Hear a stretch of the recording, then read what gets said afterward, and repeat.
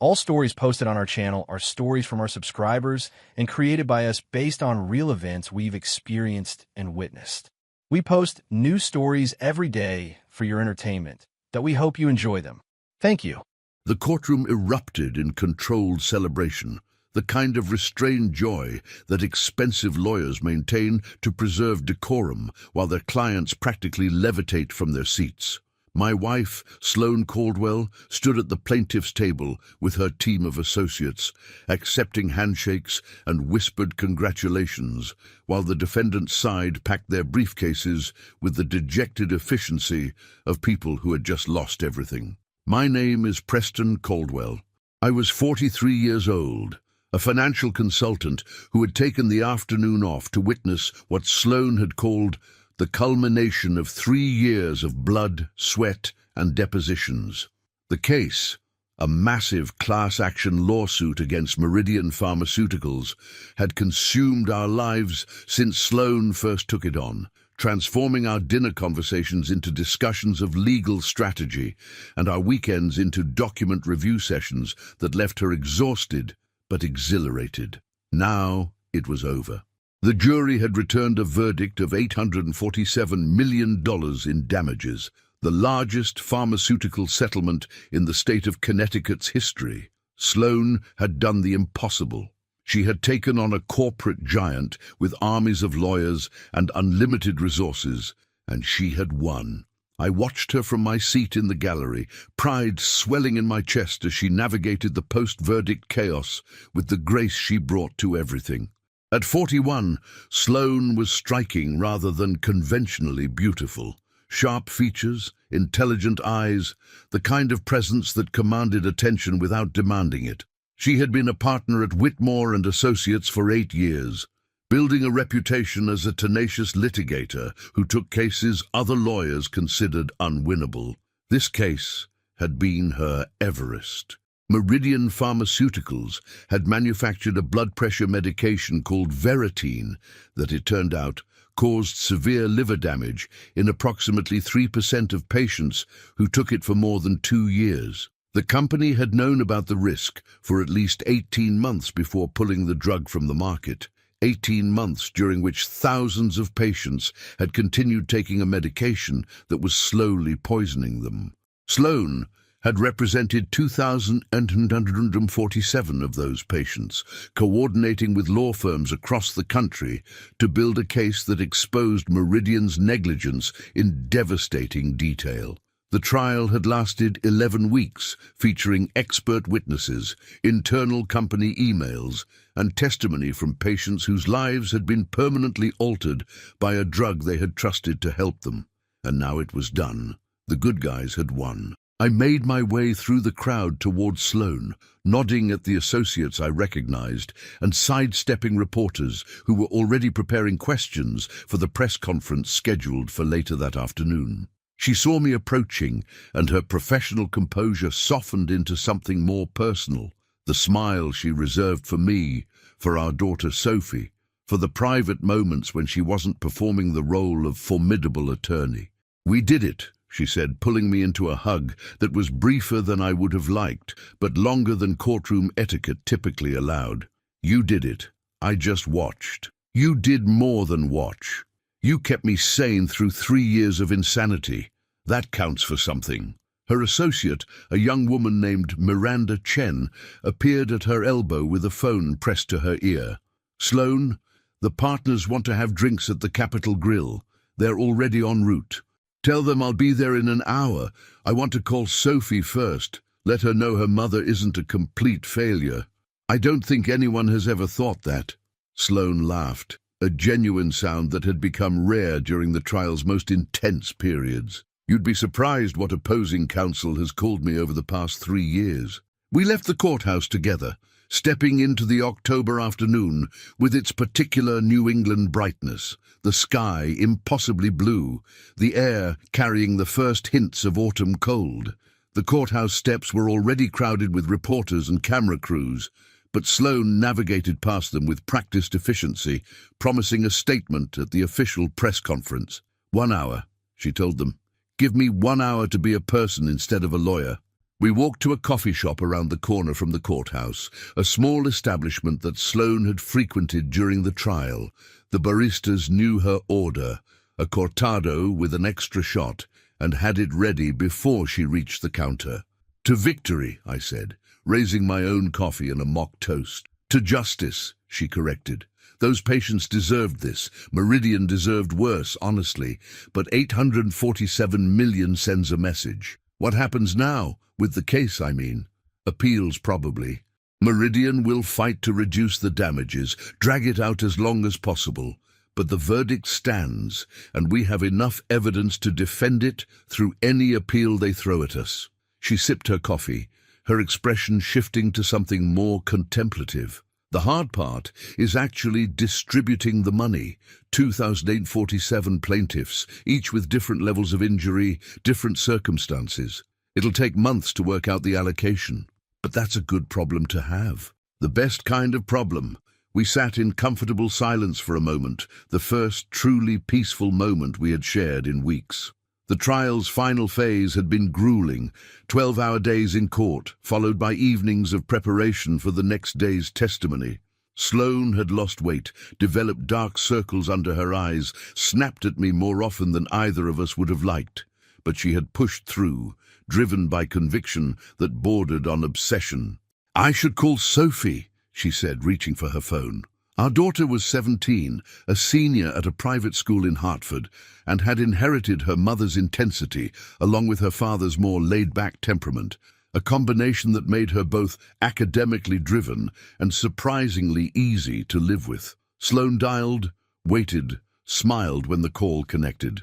"Hey, sweetheart, your mother is officially not a disgrace to the legal profession." "Yes, we won. 847 million. I know, it's a lot of zeros.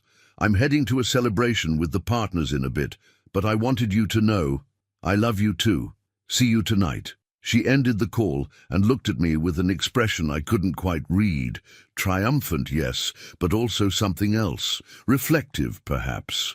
Aware that a chapter was closing and uncertain what the next one would bring. 45 minutes until I have to be at the restaurant," she said. "Walk with me." We left the coffee shop and wandered through the downtown streets, past the brownstones and boutiques that gave Hartford's legal district its particular character.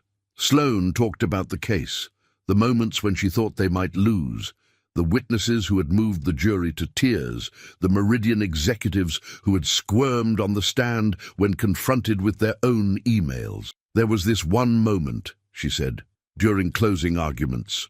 I was looking at the jury, trying to read their faces, and I thought, this is why I do this. This is the whole point. Real people, hurt by a corporation that cared more about profits than lives, and I get to be the one who holds them accountable. You've wanted this since law school. I remember you talking about it on our third date." "Did I? God, I was probably insufferable. You were passionate. There's a difference." We walked in silence for another block, our hands finding each other with the automatic ease of 20 years together. The afternoon was beautiful, the victory was complete, and for this brief window, everything felt exactly right. That was when Sloane's phone rang again. She glanced at the screen, her brow furrowing. Unknown number. Probably a reporter who got my cell. "Ignore it. I should answer in case it's about the case." She accepted the call, bringing the phone to her ear. "Sloane Caldwell. Yes, this is she. I'm sorry, who is this?" I watched her face change. The satisfaction drained away, replaced first by confusion, then by something closer to alarm. Her pace slowed, then stopped entirely. She stood on the sidewalk, phone pressed to her ear, suddenly very still. "What?" she said. "That's not possible. I was tested 6 months ago. Everything was—" Her voice cracked. "How certain are you?" I reached for her arm, trying to understand what was happening. She held up a hand, asking me to wait, her eyes fixed on something in the middle distance that I couldn't see. "I understand. Yes. Tomorrow morning, 10 o'clock. I'll be there." She ended the call and stood motionless, the phone still clutched in her hand. Around us, the ordinary life of the city continued. People walking dogs, cars passing, the distant sound of a street musician playing saxophone. But for Sloane, For us, time had stopped. "That was Hartford General Hospital," she said, her voice barely above a whisper. "There was an error with my blood work during my physical last month. They had to rerun the tests." "What kind of error?" "The kind that hides things." She looked at me, and I saw fear in her eyes. Raw, unguarded fear that I had never seen there before. "Preston, they found something. They found something bad. Udis." The 47 minutes between Sloane's phone call and our arrival at her partner's celebration were the longest of my life. She insisted on attending, insisted with the stubborn determination that had carried her through 3 years of litigation. But the joy had drained from the occasion before it even began. "We don't know anything yet," she said as we walked toward the restaurant. "It could be nothing. Errors happen. False positives happen. Then we'll deal with it tomorrow. We'll deal with whatever it is. That's what we do." But her hand in mine was trembling, and her voice carried a brittleness I hadn't heard since her father's death 7 years ago. Sloane Caldwell, who had stared down corporate lawyers and hostile judges without flinching, was afraid. The celebration at the Capitol Grill was everything it should have been. Champagne toasts, congratulatory speeches, the satisfied glow of a firm that had just secured the biggest verdict in its history. The partners treated Sloane like a conquering hero, which she was. The associates looked at her with the kind of admiration that would fuel their own ambitions for years to come. Even the senior partner, a silver-haired man named Theodore Whitmore, who had founded the firm 40 years ago, rose from his seat to shake her hand. 23 years I've been waiting for someone to bring this firm a case like this," he said. 23 years. "Sloane, you've made an old man very proud." To be, Sloane accepted the praise with grace, made the appropriate modest deflections, raised her glass when toasts were offered. But I could see the performance beneath the performance. The way her smile didn't quite reach her eyes, the way her gaze kept drifting to her phone, as if expecting another call that would change everything again. We left the celebration after 2 hours, earlier than would have been appropriate under normal circumstances, but late enough to satisfy the requirements of professional courtesy. In the car on the way home, Sloane finally let the mask slip. "What if it's serious?" she asked. "What if it's really serious? Then we deal with it, whatever it takes. I don't know how to be sick, Preston. I don't know how to not be in control. You've never had to learn. Maybe you won't have to learn now. I'm 41 years old. I'm supposed to have decades left. I'm supposed to see Sophie graduate from college, start her career, maybe have children of her own. I'm supposed to—" Her voice broke. "I won. You won. I finally won. After 3 years of working 18-hour days, sacrificing everything, pushing my body and my marriage and my relationship with our daughter to the absolute limit, I won. And now this? I didn't have an answer. I didn't have words that would make the timing feel less cruel, the uncertainty less terrifying. All I had was presence, the willingness to sit beside her in the gathering dark and hold her hand while the world we had built together trembled on its foundations. Sophie was waiting for us when we got home, her face bright with excitement about her mother's victory. She had made a banner, "Congratulations, Mom," and hung it across the entrance to the living room, a gesture that might have seemed juvenile for a 17-year-old, but that was perfectly in character for our daughter, who had never lost the capacity for uncomplicated joy. "I saw the news," she said, throwing her arms around Sloane. $800 million. You're like a superhero." "I had help," Sloane said, returning the hug with an intensity that made Sophie pull back and look at her questioningly. "Are you okay? You seem weird." "I'm tired. It's been a long day." "A good long day, though, a victory day." "Yes, a victory day. Ado." We ordered takeout for dinner, Thai food from Sloane's favorite restaurant, and sat together in the living room, television playing in the background while Sophie dominated the conversation with stories from school and questions about the trial. Sloane listened and responded, but I could see her attention elsewhere, her mind already in tomorrow's appointment, already wrestling with possibilities she couldn't yet name. Later, after Sophie had retreated to her room to finish homework, Sloane and I sat on the back porch, wrapped in blankets against the October chill. The sky was clear, the stars visible despite the suburban light pollution, and the silence between us felt heavier than any words could have. "I'm not going to tell Sophie anything until we know what we're dealing with," Sloane said. "I don't want her worrying about something that might be nothing." "That's probably wise. And I'm going to keep working. I can't just stop. There's too much to do with the case, with the allocation of damages, with preparing for Meridian's inevitable appeal. I need the distraction. Whatever you need. What I need is for this to be nothing. What I need is to walk into that hospital tomorrow and have some doctor tell me it was all a mistake, that the tests were wrong, that I'm perfectly healthy and can go back to my normal life. Maybe that's exactly what will happen." She turned to look at me, her face partially illuminated by the light from the kitchen window. "I don't think it will. I don't know why, but I don't think it will. We went to bed, but didn't sleep. At least, I didn't sleep, and I don't think Sloane did either. We lay in the dark, our bodies close but our minds far apart, each of us wrestling with fears we couldn't share, because sharing them would make them too real.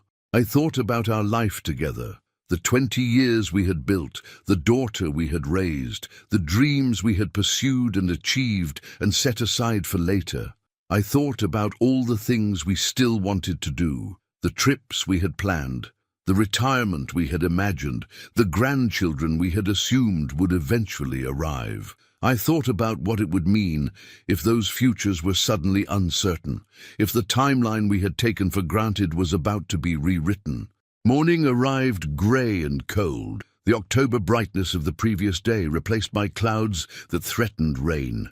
We dropped Sophie at school, told her we had errands to run, and drove to Hartford General Hospital in a silence that neither of us knew how to break. The oncology department was on the 4th floor, a word that hit me like a physical blow when I saw it on the directory. Oncology, the study of cancer. The specialty for when something is growing in your body that shouldn't be there. We checked in at the front desk and waited in a room designed to be calming, soft colors, nature photographs, comfortable chairs, but which instead felt like a holding cell. Other patients waited with us, some alone, some with family members, all wearing the same expression of barely contained dread. When Sloane's name was called, we followed a nurse down a corridor that seemed to stretch forever, past exam rooms and offices, and a window that looked out on the hospital parking lot, where ordinary people were arriving for ordinary appointments and leaving with ordinary news. The doctor was a woman in her 50s named Catherine Hernandez, with kind eyes, and a manner that suggested she had delivered difficult information many times before and had learned how to do it with compassion. "Mrs. Caldwell, thank you for coming in so quickly," she said as we sat down in her office. "I know this must be unsettling." "What did you find?" Sloane asked. No preamble, no small talk. That was Sloane. Direct, even when directness meant accelerating toward news she didn't want to hear. Dr. Hernandez pulled up images on her computer screen. Scans I didn't understand. Shadows and shapes that apparently told a story neither of us wanted to read. "During your routine physical, we ran standard blood work that included markers we don't usually check in asymptomatic patients. One of those markers came back elevated, but due to a processing error, the result was initially flagged as an equipment malfunction rather than a genuine finding. When we caught the error and re-ran the tests, we found the elevation was real. What does that mean? It means we looked deeper. The imaging we conducted yesterday evening shows a mass in your pancreas, approximately 3 centimeters in diameter." The words hung in the air. Pancreas. Mass. 3 centimeters. What kind of mass? Sloane's voice was steady, but I could see her hands gripping the arms of her chair with white-knuckled force. "We'll need a biopsy to confirm, but the imaging characteristics suggest pancreatic adenocarcinoma.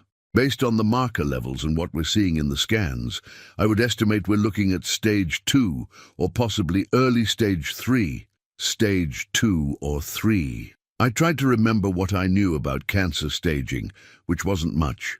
Higher numbers were worse, I knew that. But I didn't know how much worse, or what the numbers actually meant for someone's chances of survival. "What are we talking about?" Sloane asked. In terms of treatment, prognosis, timeline? Doctor. Hernandez folded her hands on her desk. Pancreatic cancer is challenging. I won't pretend otherwise. But the fact that we caught this during routine screening, rather than waiting for symptoms to develop, is significant. You have options that patients diagnosed at later stages don't have. What options? Surgery, potentially. The Whipple procedure, which removes the head of the pancreas along with portions of the surrounding organs. If the cancer hasn't spread beyond the pancreas itself, surgery offers the best chance of long-term survival. We'd likely follow with chemotherapy as a preventive measure. And if surgery isn't possible, then we look at other approaches. Chemotherapy, radiation, clinical trials. But we're getting ahead of ourselves. The first step is the biopsy, which will tell us exactly what we're dealing with. The biopsy confirmed what the imaging had suggested: pancreatic adenocarcinoma, stage 2.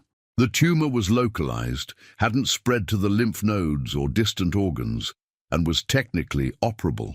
Dr. Hernandez referred us to a surgical oncologist named William Brennan, who came highly recommended and had performed hundreds of Whipple procedures over his career. You're lucky, Dr. Brennan said during our consultation, which seemed like a strange word to apply to someone who had just been diagnosed with cancer. We caught this early. Most pancreatic cancers aren't detected until they've progressed beyond the point where surgery is possible. Your routine blood work may have saved your life. May have, Sloane repeated. What are my actual odds? Dr. Brennan was a thin man with rimless glasses and the measured demeanor of someone who dealt with life and death on a daily basis. With surgery and follow-up chemotherapy, 5-year survival rates for stage 2 pancreatic cancer are in the range of 15 to 20%. 10-year survival is lower, but those are statistics, Mrs. Caldwell, and you're not a statistic. You're young, you're healthy otherwise, and the tumor's location is favorable for resection. So I have a 1 in 5 chance of being alive in 5 years. Statistics don't predict individual outcomes. They describe populations. Some patients do much better than the numbers suggest. Some do worse. What I can tell you is that without surgery, survival is measured in months rather than years. With surgery, you have a fighting chance. Sloane sat with this information in the way she sat with everything, analytically, searchingly, looking for angles and options that might not be immediately apparent. When can we schedule the surgery? I have an opening in 2 weeks. That gives us time to complete the pre-operative workup and gives you time to prepare. 2 weeks. What about my work? I have a case, a major case that just concluded. There are appeals to prepare for, damages to allocate. Mrs. Caldwell. Dr. Brennan leaned forward, his expression gentle but firm. You have cancer, aggressive cancer that will kill you if left untreated. Your work will need to wait, or it will need to be handled by someone else. Your one job right now is to get through this surgery and the recovery that follows. The drive home from that appointment was silent. Sloane stared out the window at the Connecticut landscape. The changing leaves, the colonial houses, the ordinary Tuesday afternoon unfolding in a world that suddenly felt foreign, and said nothing for the entire 45 minutes. When we pulled into our driveway, she finally spoke. We need to tell Sophie. Tonight? She deserves to know what's happening. She'll have questions, and I'd rather answer them honestly than have her find out some other way. How do we even begin that conversation? I don't know. But I'll figure it out. That's what I do. Sophie took the news with a composure that surprised me, though perhaps it shouldn't have. She was her mother's daughter, after all, trained from childhood to meet difficulty with determination rather than despair. She asked questions, wanted to understand the medical details, insisted on being included in decisions about treatment and timeline. I can defer my college applications, she said. Take a gap year if you need me here. Absolutely not, Sloane replied. You're going to apply to every school on your list, and you're going to get accepted, and you're going to start college next fall exactly as planned. My cancer doesn't get to derail your future. Mom, this isn't negotiable, Sophie. You've worked too hard to throw it away because of something happening to me. Besides, the best thing you can do for my recovery is give me something to fight for. Watching you succeed is motivation. The 2 weeks before surgery passed in a blur of preparation and adjustment. Sloan delegated her case responsibilities to colleagues at the firm, briefing them on the intricacies of the Meridian appeal with the same thoroughness she brought to everything. She met with financial advisors, updated her will, created detailed documents outlining her wishes in various scenarios, the kind of practical planning that was entirely in character, but that nonetheless felt like preparing for an ending rather than a treatment. Meanwhile, the outside world continued celebrating her victory. The $847 million verdict made national news. Sloan was interviewed by legal journals and mainstream media alike, her photograph appearing alongside articles about the landmark case. She fulfilled these obligations with professional poise, never mentioning the diagnosis that had overshadowed her triumph. "I don't want to be the lawyer with cancer," she explained when I asked about her silence. "I want to be the lawyer who won, at least for a little while longer." The surgery was scheduled for a Thursday morning in early November. We arrived at the hospital before dawn, Sloan in a surgical gown and paper bracelet, me in the uncomfortable chair beside her bed, where I would wait and worry and pray to whatever force might be listening. "If something goes wrong," she began. "Nothing is going to go wrong. Preston, let me finish. If something goes wrong, I need you to know some things. You can tell me after, when you're through this. I'm going to tell you now because I might not get an after. So please just listen." I listened. She told me that she loved me, which I knew. She told me that our 20 years together had been the best years of her life, which I hoped was true. She told me that Sophie was going to be extraordinary, which I already believed. She told me where to find the documents she had prepared, the accounts she had organized, the letters she had written to each of us in case she didn't survive. "I don't want to be the kind of person who doesn't say the important things," she said. "I've spent my career dealing with people who run out of time before they can say what matters. I don't want to be one of them. You're not going to be one of them. You're going to come through this, and we're going to have years to say everything we need to say. Maybe, but in case I don't, thank you, Preston, for choosing me, for staying, for being exactly the partner I needed, even when I was too busy winning cases to tell you how much you mattered." They came to take her to surgery at 6:30. I walked beside her gurney as far as they would allow, then stood in the corridor and watched her disappear through double doors that swung shut with a finality that made my heart clench. The waiting room was designed for families in exactly my position, people suspended between hope and dread, unable to do anything but endure the hours until news arrived. I sat in a chair by the window, staring at the parking lot, checking my phone obsessively for updates that never came. Sophie arrived around 9, having insisted on skipping school despite our protests. She sat beside me, her hand in mine, and we waited together in a silence that felt both comforting and unbearable. The surgery took 7 hours. 7 hours of cutting and reconstructing, of removing the portion of Sloane's body that had turned against her, and hoping that nothing essential was lost in the process. 7 hours of not knowing whether my wife would survive the intervention meant to save her life. When Dr. Brennan finally emerged, still in his surgical scrubs, I couldn't read his expression. The professional neutrality of surgeons, trained to deliver news without revealing it prematurely. "The surgery went well," he said, and I felt Sophie's grip on my hand tighten to the point of pain. "We were able to achieve complete resection. The margins are clear, meaning we believe we got all of the visible cancer. She's in recovery now and should be waking up within the next hour. She's going to be okay." She came through the surgery as well as we could have hoped. The next few days are critical for recovery from the procedure itself, and then we'll discuss the chemotherapy protocol. But today, right now, today is a good day. I broke down then, the tears I had been holding back for weeks, finally releasing in a flood I couldn't control.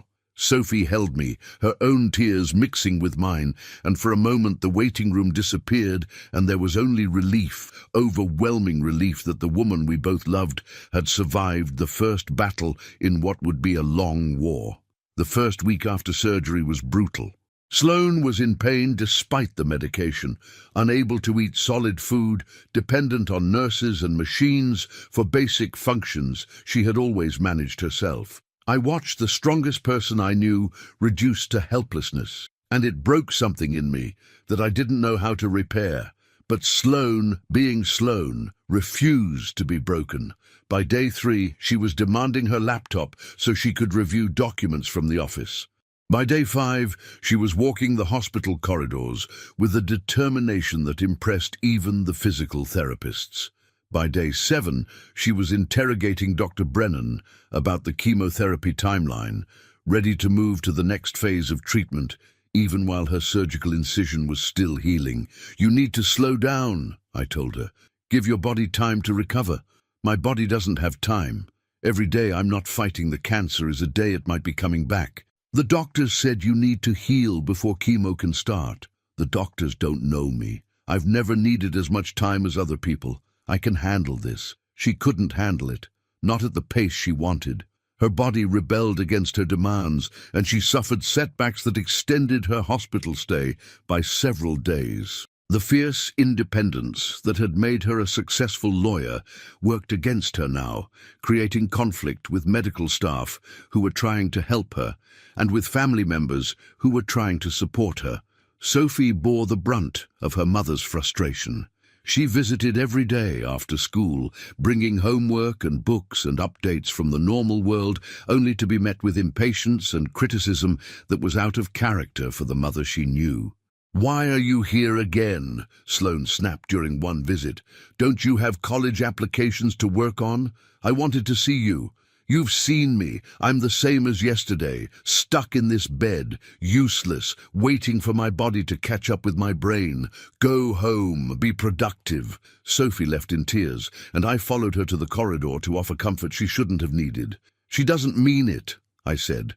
"She's in pain and scared and taking it out on the people closest to her." "I know, but it still hurts." "I know it does. I'm sorry, sweetheart. This is hard on everyone. It's hardest on her. I can't imagine what it's like to be the one actually going through it." The wisdom in my 17-year-old daughter's words humbled me. Despite her own hurt, she could see past it to her mother's suffering, could extend compassion even when compassion wasn't being offered in return. Sloane came home after 12 days in the hospital, thinner than I had ever seen her, moving slowly, dependent on pain medication that dulled her famously sharp mind. The first night back, she stood in our bedroom and looked at her reflection in the mirror with an expression of profound disconnection. "I don't recognize myself," she said. "I look at this person and I don't know who she is. She's my wife. She's Sophie's mother. She's the lawyer who just won an $847 million verdict. She's the same person she's always been." "No, I'm not. Cancer changes you. Being cut open changes you. I'm someone different now, and I don't know yet who that person is." The chemotherapy began 3 weeks after surgery, following a protocol that Dr. Hernandez described as aggressive but necessary. The drugs attacked any remaining cancer cells, but they also attacked everything else: Sloane's immune system, her digestive system, her hair. By the second cycle, she was bald, wearing scarves and wigs that she treated with the same professional detachment she brought to costume changes at the courthouse. "It's just hair," she said, when I caught her looking at herself in the mirror, one hand touching her bare scalp. "It'll grow back. You're beautiful." "I'm not fishing for compliments, Preston. I'm processing. This is how I process. I look at the facts, acknowledge them, and move forward. The fact is that you're beautiful. With hair, without hair, it doesn't matter. You've always been beautiful to me." She turned from the mirror and looked at me, really looked, the way she hadn't since the diagnosis. "Why are you still here?" "What do you mean?" "I mean, this isn't what you signed up for. A sick wife, medical bills, uncertainty about the future. You could walk away. People would understand." "I could never walk away from you. People do it all the time. cancer destroys marriages along with bodies. I've seen the statistics. I'm not a statistic, remember? That's what you told me the doctor said. We're not statistics, we're individuals. And this individual is staying. She crossed the room and wrapped her arms around me. The first genuine embrace we had shared since before the surgery. I felt her body against mine, thinner and frailer than it had been, and I felt the strength that remained beneath the fragility. "I'm scared," she whispered. "I'm so scared, and I don't know how to be scared. I've spent my whole life being brave, and now I don't know how. Being scared doesn't mean you're not brave. It means you're human. I hate being human. I want to be invincible. No one is invincible. But you're still the strongest person I know." We stood like that for a long time, holding each other in the quiet of our bedroom, finding comfort in presence when words weren't enough. Whatever came next, more treatment, more uncertainty, the ongoing battle against a disease that refused to play fair, we would face it together. That much, at least, I was certain of. 4 months into treatment, something unexpected happened. Though not the kind of unexpected that had launched this nightmare. This unexpected was different, carrying implications that neither Sloan nor I had anticipated.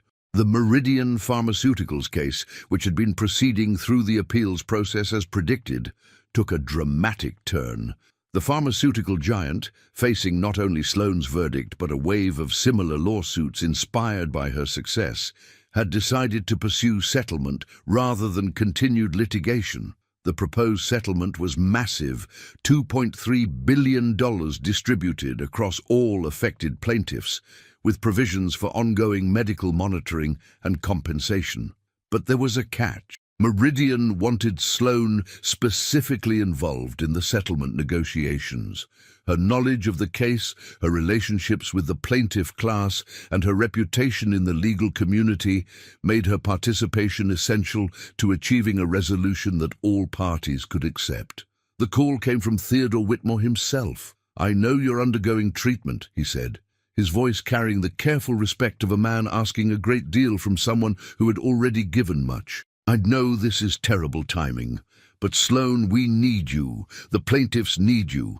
This settlement could provide closure for thousands of families, far more quickly than years of appeals would allow." Sloan was in the middle of her 4th chemotherapy cycle, exhausted and nauseated, and depleted in ways that made professional work seem impossible. But I watched her face as Theodore spoke, watched the spark that had been diminished by months of illness flicker back to life. "Send me the documents," she said. "I'll review them and let you know what I think." After the call ended, I voiced the objection that was already forming in my mind. "You can't do this. You're barely managing the treatment as it is. Taking on settlement negotiations will give me something to fight for, besides just staying alive." Her voice was stronger than it had been in weeks. "Preston, I've been lying in bed watching daytime television, feeling my body deteriorate while my mind goes crazy from lack of stimulation. This is what I need. What you need is to focus on getting better. Getting better from cancer isn't like getting better from the flu. There's no clear endpoint, no moment when the doctor says you're cured and you go back to normal life. The treatment will continue for months, maybe years. The monitoring will continue forever. If I wait until I'm better to start living again, I'll never live again." The argument was compelling, not because I agreed with her risk assessment, but because I recognized the truth in what she was saying about her own psychology. Sloan had never been someone who could sit idle while others worked. The forced passivity of treatment had been draining her spirit as much as the chemotherapy was draining her body. Having a purpose might be exactly what she needed. "Fine," I said. "But with conditions. You work from home, you set your own schedule, and you stop the moment it becomes too much." Agreed. The settlement negotiations consumed the next 2 months of our lives, but they consumed them differently than I had feared. Instead of depleting Sloan further, the work seemed to energize her. She participated in meetings via video conference, her head wrapped in elegant scarves that became her professional signature. She reviewed documents and drafted counter-proposals and argued strategy with the same intensity she had brought to the original trial. The Meridian lawyers, who had spent 3 years fighting her in court, now treated her with a respect that bordered on deference. They knew what she had overcome to be at the negotiating table, and whatever adversarial feelings remained from the trial were tempered by grudging admiration for her tenacity. "We underestimated you," their lead counsel admitted during one session, "in the trial, and now we won't make that mistake again." "There won't be an again for you," Sloane replied. "This settlement ends Meridian's exposure. You should be thanking me." "I am thanking you. In my own way." The settlement was finalized in late March, almost 6 months after Sloane's surgery.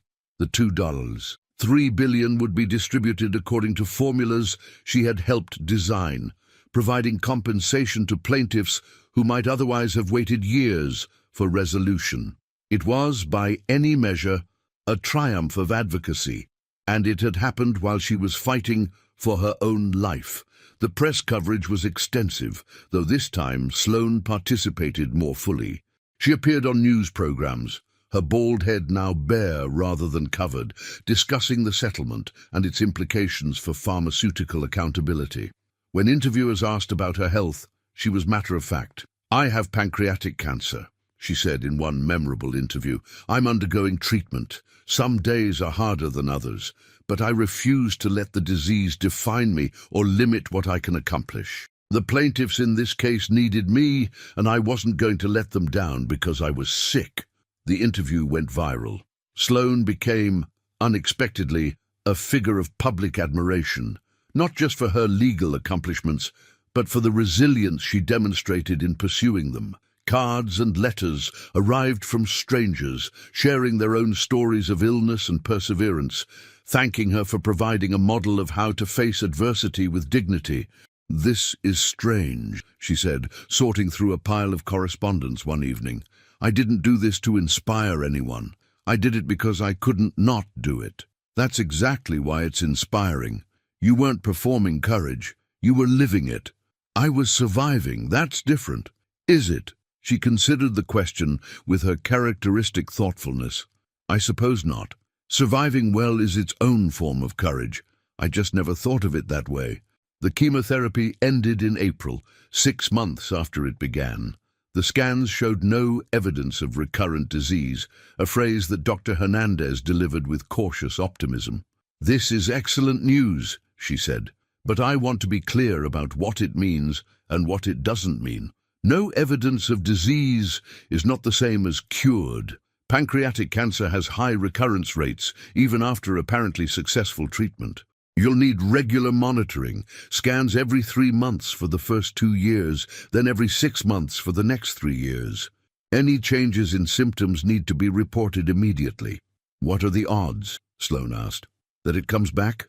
"For stage 2 pancreatic cancer, with successful resection and chemotherapy, recurrence rates are approximately 50% within 2 years.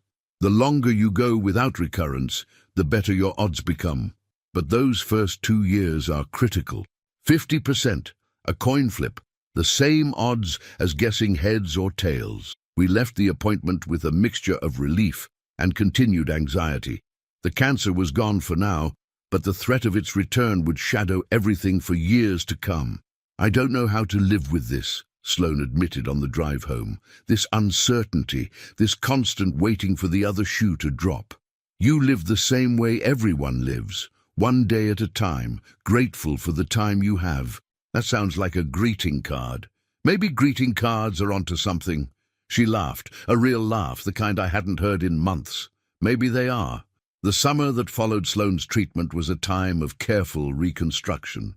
Her hair grew back, darker than before, with strands of grey that she refused to cover. Her energy returned gradually, though never quite to the levels it had reached before the diagnosis. She looked older, moved more carefully, carried herself with an awareness of her own fragility that had never been there before. But she was alive. That counted for everything. Sophie graduated from high school in June, delivering a speech as valedictorian that included a tribute to her mother's courage that left few eyes dry in the audience. "My mom taught me that strength isn't about not being afraid," she said, looking toward where Sloane and I sat in the front row. It's about being terrified and doing the hard things anyway. She's shown me what it means to fight, not just in courtrooms, but in hospital rooms, not just for clients, but for herself. I'm proud to be her daughter, and I hope someday I can be half the woman she is. Sloane cried openly, which was unlike her, and embraced Sophie for a long time after the ceremony, while I watched them and felt something in my chest that might have been hope. The fall brought new beginnings. Sophie left for Stanford, the university she had dreamed of attending since she was 14, and Sloane and I found ourselves navigating an empty nest at the same time we were navigating her ongoing recovery. The house is too quiet, Sloane observed on our first evening alone. I keep expecting to hear her music coming from her room. We'll adjust. We'll miss her. That too. The 3-month scan came back clear. Then the 6-month scan. Each clean result was a victory, a reprieve, a temporary exhale in the ongoing tension of survivorship. Dr. Hernandez remained cautiously optimistic. Dr. Brennan expressed satisfaction with Sloane's progress, and the oncology team began to speak about her case in past tense rather than present. Sloane returned to work full-time, though with modifications that reflected her changed circumstances. She took fewer cases, focused on the ones that mattered most, delegated responsibilities she had previously hoarded. She left the office at reasonable hours, took weekends off, developed habits of rest and recovery that would have seemed impossible before her illness. I'm learning to pace myself, she told me. It's not comfortable, but it's necessary. That's very mature of you. It's very terrifying of me. I'm afraid that if I slow down, the cancer will catch up. That's not how it works. I know, but the fear doesn't care about logic. We also became, unexpectedly, advocates for pancreatic cancer awareness. The attention Sloane had received during the settlement negotiations translated into invitations to speak at medical conferences, to participate in fundraising events, to share her story with patients and families facing similar diagnoses. I never wanted to be a poster child for anything, she said, before one such event. But if my experience can help someone else, give them hope or information or just the knowledge that they're not alone, then I suppose it's worth the discomfort. You're doing good. I'm being used for good. There's a difference. Is there? She smiled. The same question I had asked her months before, the same realization that the distinction mattered less than the outcome. I suppose not. The 1-year anniversary of her diagnosis passed with little fanfare. We didn't celebrate. The word seemed wrong for an occasion marked by illness rather than joy, but we acknowledged it, quietly, together. A year, Sloane said that night, lying in bed beside me. A year ago I thought I was dying. You were never dying. You were fighting. Sometimes fighting and dying look the same from the inside. How does it look now? She considered the question.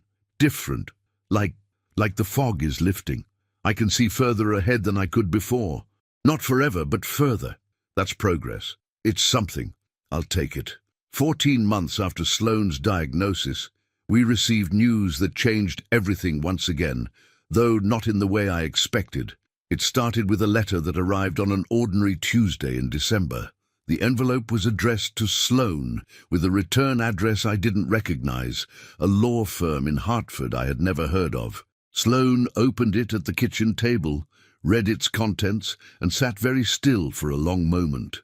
"What is it?" I asked. "Do you remember Robert Kessler?" The name was familiar, though I couldn't immediately place it. Should I? He was one of the plaintiffs in the Meridian case. Early 50s, severe liver damage, had to have a transplant. His testimony was powerful. The jury was visibly moved. I remember. "What about him?" "He died last week.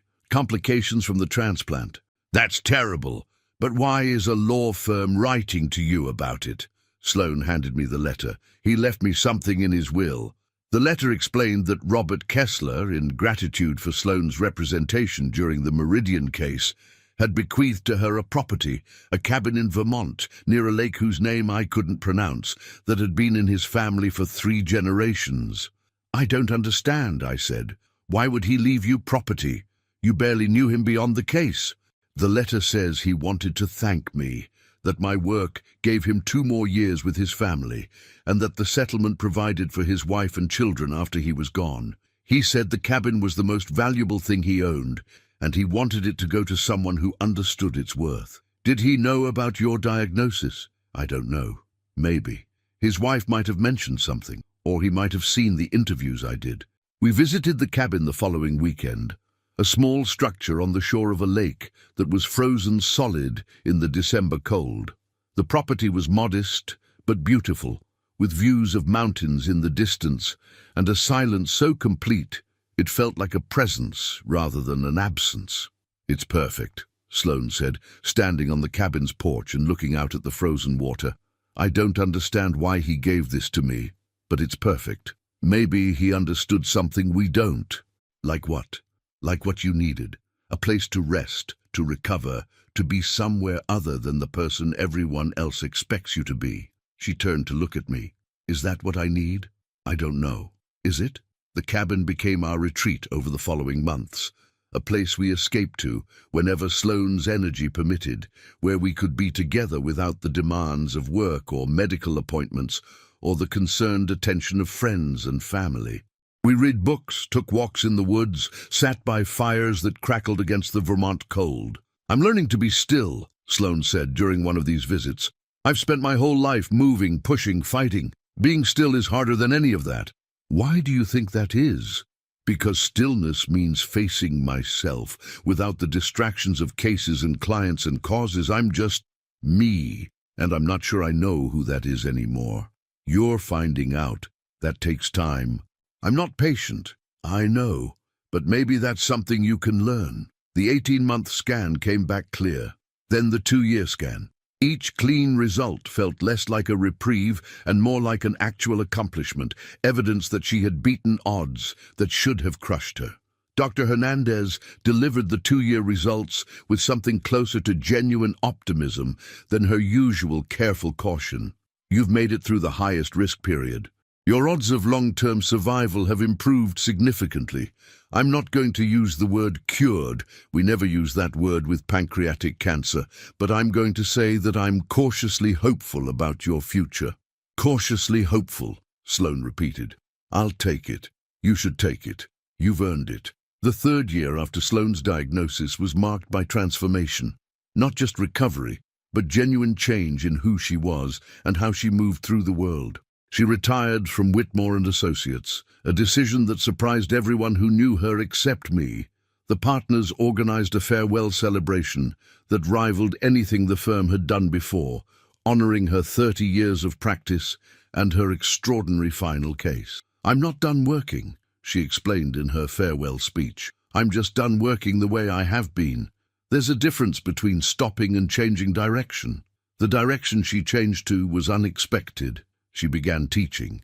A professor at Yale Law School had seen her interviews during the Meridian settlement and reached out to discuss a guest lectureship.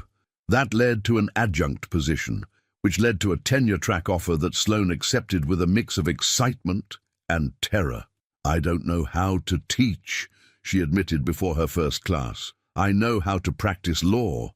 I don't know how to explain it. You've been explaining it for 30 years. To juries, to clients, to opposing counsel. This isn't that different. It's completely different. Students aren't juries. They're not trying to decide who wins. They're trying to learn.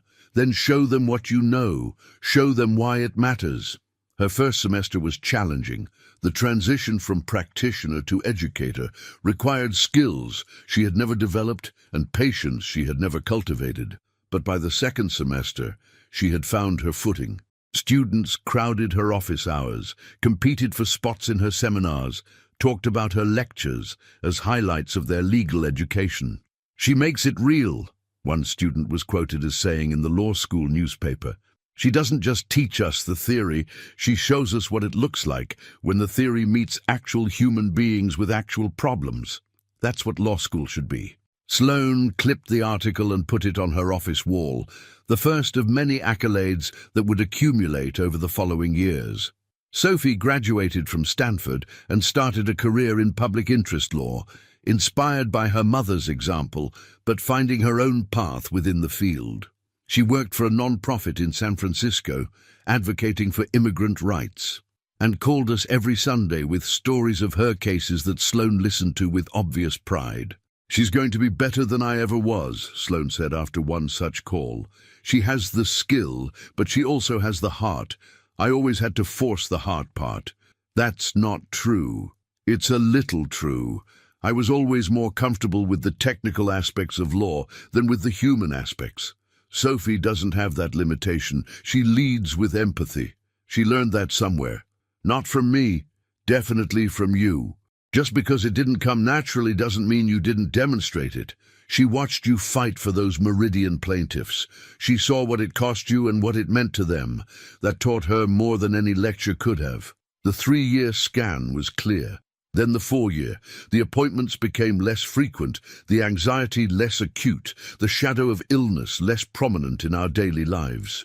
Sloane wasn't cured. The doctors continued to insist on that distinction, but she was surviving, thriving, building a new chapter that incorporated her illness without being defined by it.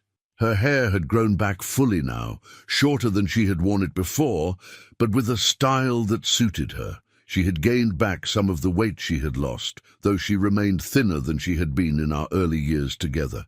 Her face showed the marks of what she had been through, lines and shadows that hadn't been there before, but also showed something else, peace. "I've made my peace with it," she said one evening at the cabin, watching the sun set over the lake. "With the cancer, I mean. With the uncertainty. I spent the first year fighting it, the second year fearing it, and somewhere in the 3rd year I just accepted it." "Accepted what exactly?" "That I don't control whether it comes back. That I can do everything right, eat well, exercise, take my vitamins, go to my appointments, and it might still return. That's terrifying, but it's also true of everyone. We're all living with uncertainty. I'm just more aware of mine." That's a profound shift. It's a necessary shift. I couldn't keep living in fear. It was consuming too much energy that I needed for other things. What other things? Teaching, being with you, watching Sophie build her career, living whatever life I have left instead of waiting to see how much life there is. The 5th anniversary of Sloane's diagnosis fell on an October day, not unlike the one when everything had changed. The sky was impossibly blue. The air carried the first hints of autumn cold, and New England was painting itself in the colors of change. We decided to celebrate. Actually celebrate this time, not just acknowledge. 5 years with no recurrence was significant, meaningful, something that deserved recognition beyond the quiet relief of yet another clean scan. Sophie flew in from San Francisco.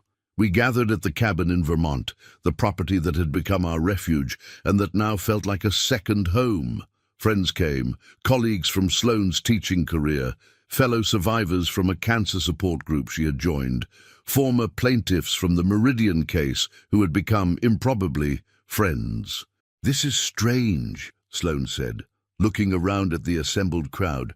"I don't know how to celebrate being alive." "You celebrate it by being alive, by having people around you who love you, by acknowledging what you've survived." "I survived because of luck as much as anything. Good timing, good doctors, good treatment. None of it was guaranteed. None of life is guaranteed. That's the whole point." The celebration was informal but deeply meaningful. Stories shared, toasts offered, tears shed for reasons both happy and sad.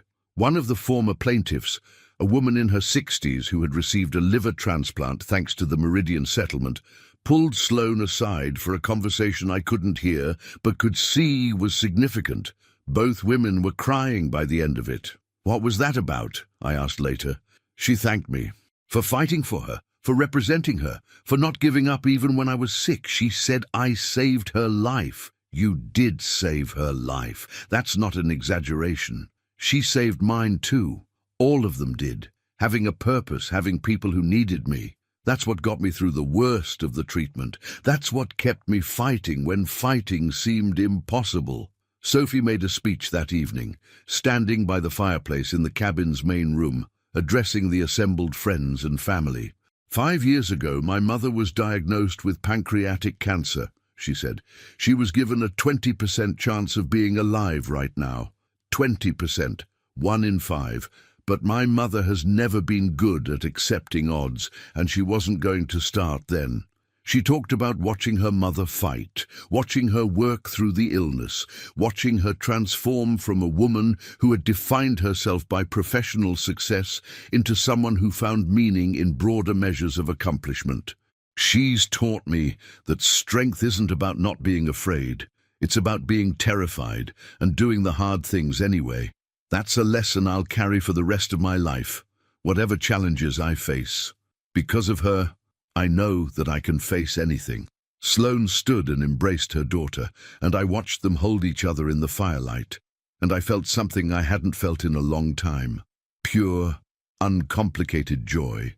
Later, after the guests had departed and Sophie had retreated to her room, Sloane and I sat on the cabin's porch, wrapped in blankets against the October chill. 5 years, she said. I didn't think I would make it. You never said that. I didn't want to burden you with my fear. But in those first months, when the diagnosis was new and the treatment was brutal, I thought I was dying, Preston. I really thought I was dying. But you didn't. But I didn't. And now I'm here, 5 years later, watching the same stars I watched from the hospital window when I couldn't sleep, and it feels like, I don't know, a gift, an improbable, undeserved gift. It's not undeserved. You fought for it. I had help.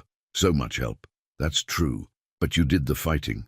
We sat in silence for a while, watching the stars wheel overhead, feeling the cold deepen as the night grew later. Do you remember that day? Sloane asked. The day I won the verdict? The day the hospital called? I remember every detail. Your face when you hung up the phone, the way you stood there on the sidewalk, unable to move. I thought I had lost everything. Won the biggest case of my career and lost everything that mattered.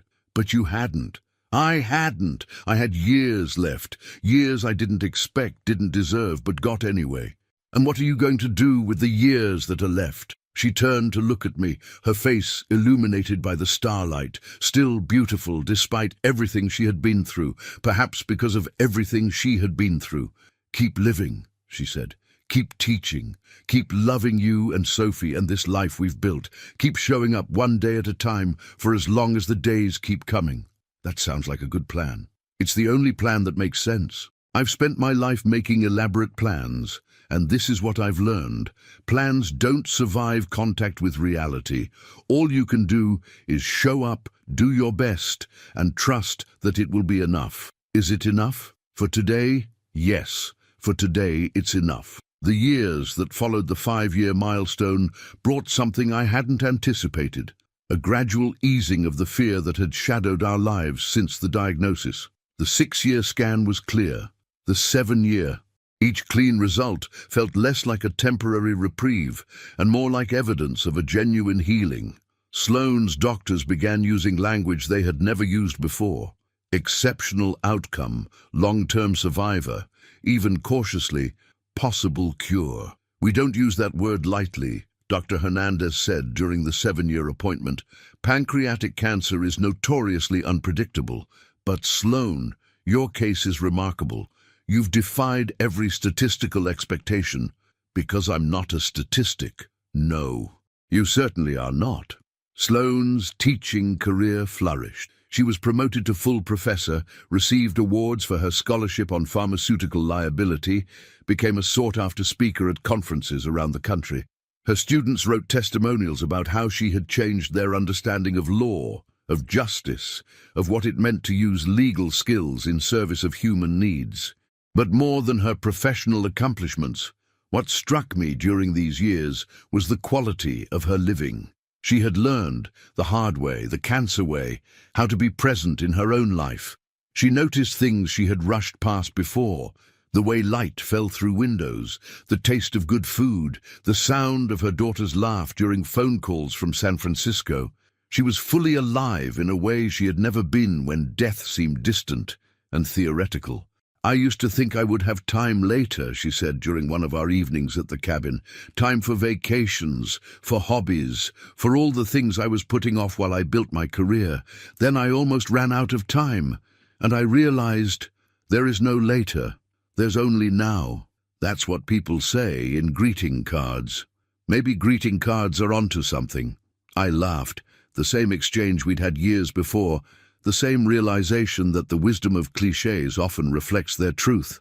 Sophie got married in the spring of Sloane's 8th year of survival, a wedding in a garden in San Francisco, with the Golden Gate Bridge visible in the distance and the California sun shining with the particular intensity of a day that mattered. Her husband was a fellow lawyer she had met through work, a gentleman who clearly adored her and who treated Sloane with the same respect he would have shown his own mother. "I approve," Sloane said after meeting him. "Not that my approval is required or even requested, but for the record, I approve. He makes her happy. He does. And he sees her, really sees her, not just the surface. That's all I ever wanted for her." The wedding itself was beautiful, traditional in some ways and unconventional in others, reflecting the particular personalities of the couple being joined. Sophie asked Sloane to give her away, a break from tradition that felt entirely appropriate given everything their relationship had been through. "I'm giving you away," Sloane said as they stood in the garden before the ceremony. "But I'm also giving you forward into a life you'll build with someone who loves you, into a future I wasn't sure I'd live to see." "Mom, let me finish. I've thought a lot about what I want to say to you today, and this is it. You are the best thing I've ever done. Better than any verdict, any settlement, any professional accomplishment. You are the reason I fought to survive, and you are the proof that the fight was worth it." They walked down the aisle together, mother and daughter, and I watched them go with tears I didn't bother to hide. When Sophie reached her future husband and Sloane stepped back to take her seat beside me, there was nothing that needed to be said. Everything important had already been communicated. 10 years after her diagnosis, Sloane wrote a book. It wasn't something she had planned. Writing had never been her medium, and the idea of sharing her story publicly had always made her uncomfortable.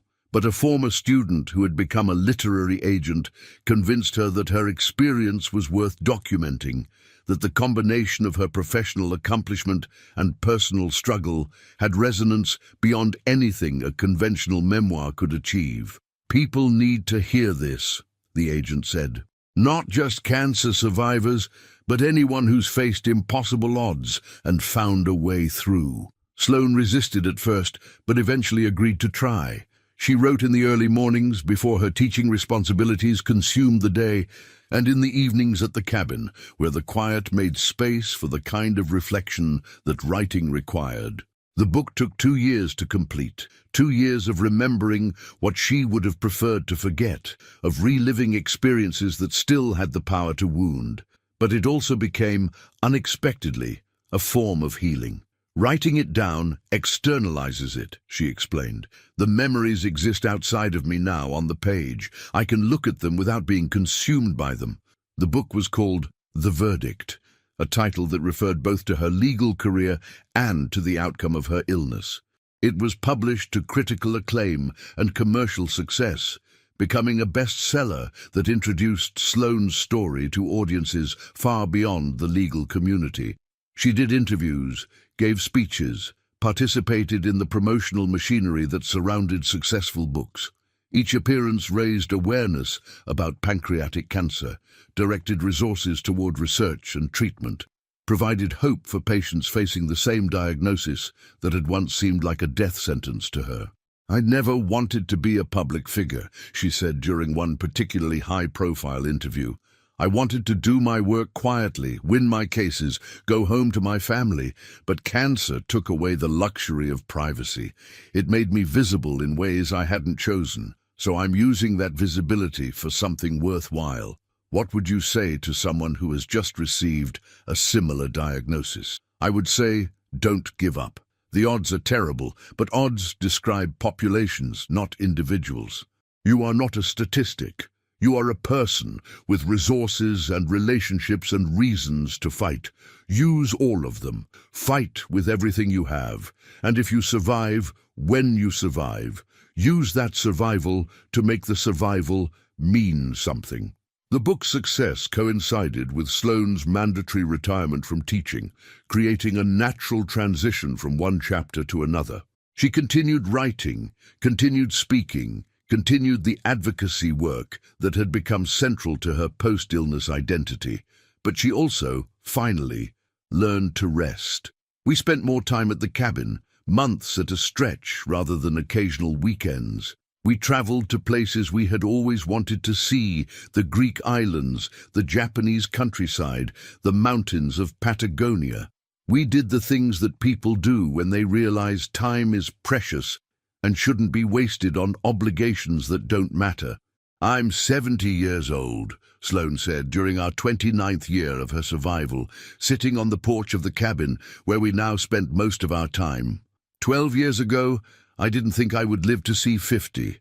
And now here I am, older than I ever expected to be, watching my grandchildren play in the yard. Sophie had 2 children by then, a boy named after Robert Kessler, the plaintiff who had left us the cabin, and a girl named Genevieve after Sloane's mother. They visited frequently, filling the cabin with noise and activity that reminded us why surviving mattered. "What would you tell your younger self?" I asked. The woman who sat in Dr. Hernandez's office, hearing that diagnosis for the first time. Sloane considered the question. "I would tell her that the fear is temporary, even when it doesn't feel that way. That the treatment is survivable, even when it seems impossible. That on the other side of all of it, there's a life waiting, not the life she planned, but a life worth living nonetheless." That's beautiful. It's true. That's better than beautiful. The call came on a morning not unlike any other. Sloane making coffee in the kitchen of the cabin, me reading on the porch, the Vermont mountains visible through the trees. Her phone rang. She answered with the casual tone of someone expecting nothing in particular. Then her voice changed, and I knew, before she said a word, I knew that something significant had happened. She came onto the porch, still holding the phone, though the call had ended. Her face was a mixture of emotions I couldn't immediately read. "That was the Nobel Committee," she said.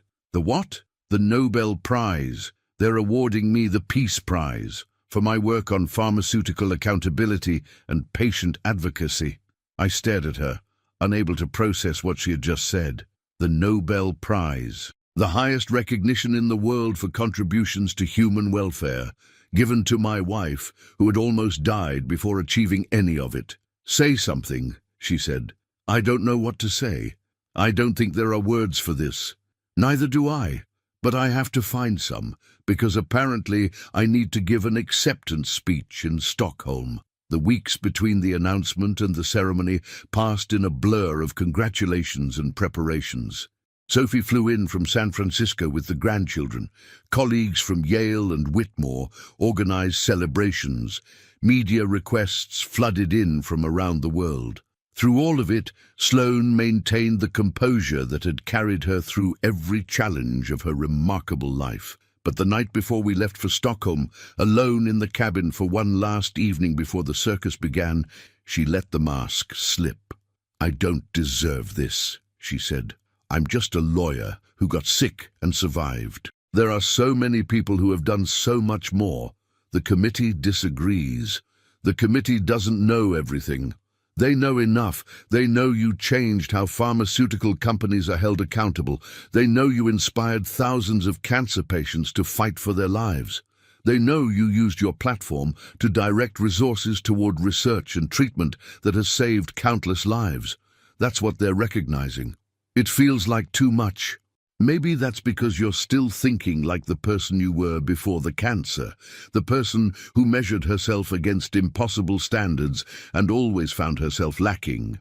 But Sloane, you've spent 12 years proving that you were wrong about yourself, that you were worthy of survival, worthy of love, worthy of the life you've built. This prize is just the world catching up to what the people who love you have always known." She looked at me, really looked, The way she had on that sidewalk in Hartford when the phone call had shattered our celebration and transformed everything that followed. "Thank you," she said, "for staying, for believing in me when I couldn't believe in myself, for holding my hand through all of it. I would do it again, 1,000 times without hesitation. I know, that's what makes it matter." The ceremony in Stockholm was everything such events are supposed to be: elegant, meaningful, weighted with history and significance. Sloane stood on that stage and accepted the medal, then delivered a speech that would be quoted for years to come. "I was given a death sentence 12 years ago," she said, "a diagnosis that should have ended my life. Instead, it transformed it. It taught me what mattered, not cases won or settlements reached, but people helped and suffering reduced.